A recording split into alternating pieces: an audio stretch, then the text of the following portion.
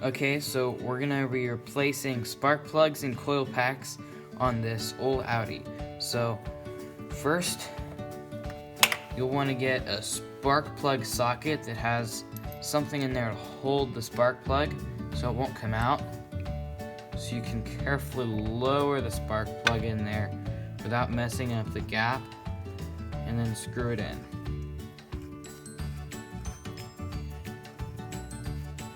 And then get the next spark plug. Okay, so put your spark plug socket on the end of a long extension and just snug these up with a wrench. You want to be careful with the threads, they don't have to be that tight. All of them.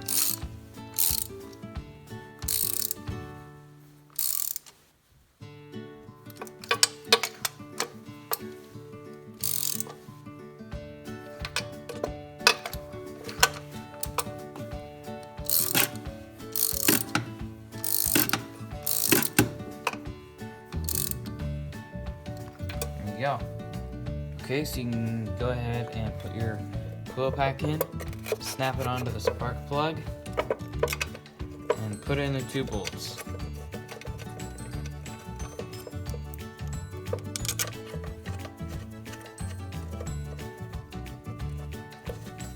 Okay, so this bolt is a 6mm Allen, so just tighten them up by hand.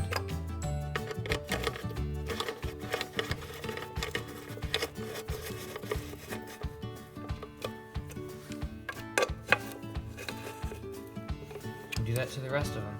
Okay, go ahead and snug up all the bolts holding the coil packs on. Does not need to be that tight. Okay, and now go ahead and connect the wiring harness onto all the coil packs.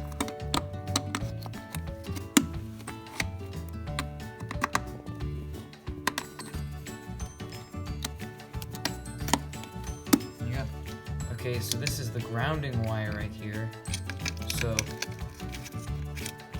you go ahead and put the bolt in.